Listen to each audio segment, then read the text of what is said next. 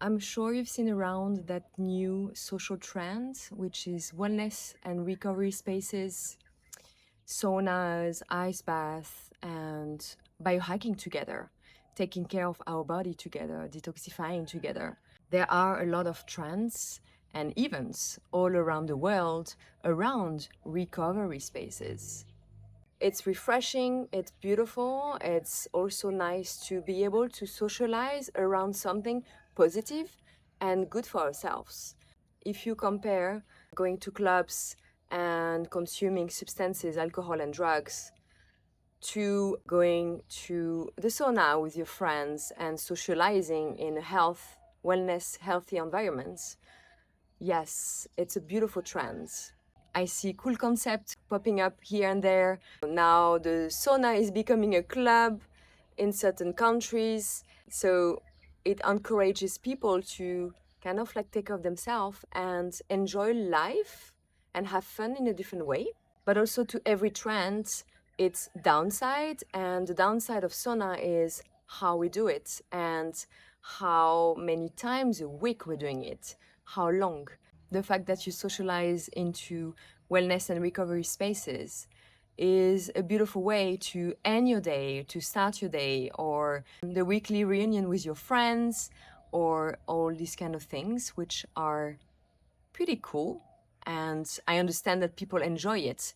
But every positive trend has its own downsides.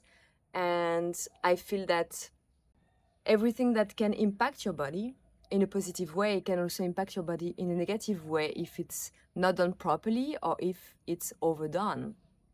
Like everything in life needs balance.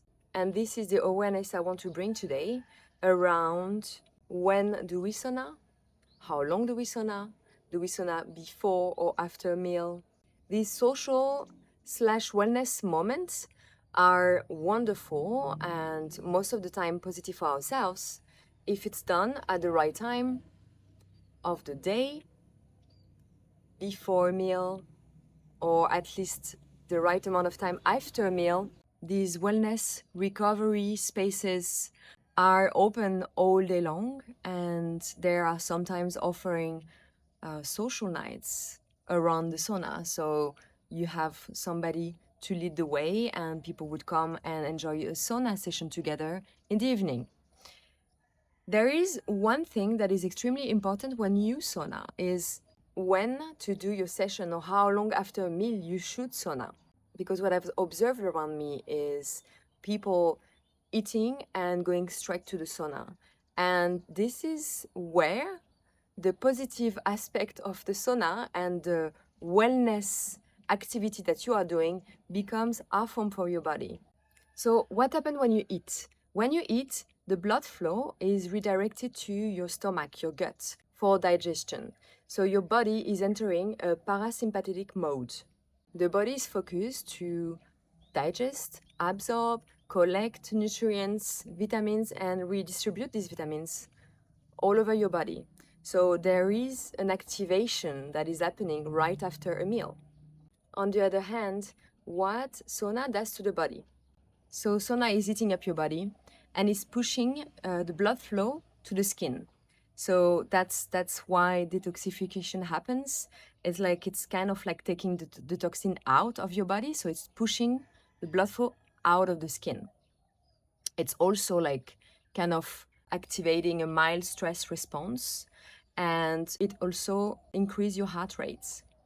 So as you can see, depending on what you do, your body adapts. So this is where conflict happens, is when you go directly after your meal to the sauna, your body is receiving different messages.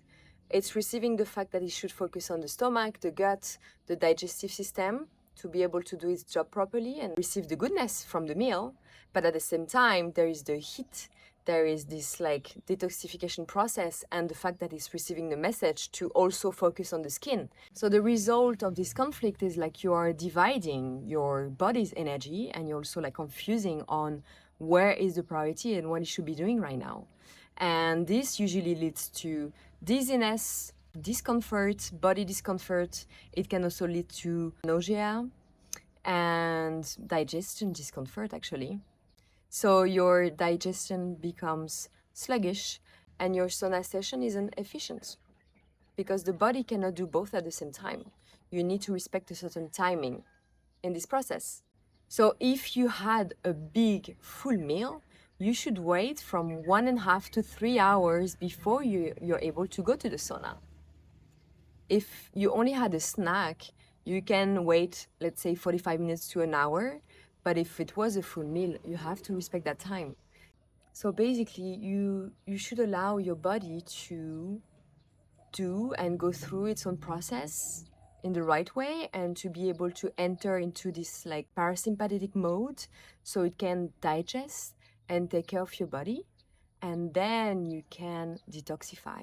On the other hand, if you go to the sauna fasted, or you had only electrolytes or a very light meal or fruit, this is where you receive the most benefit.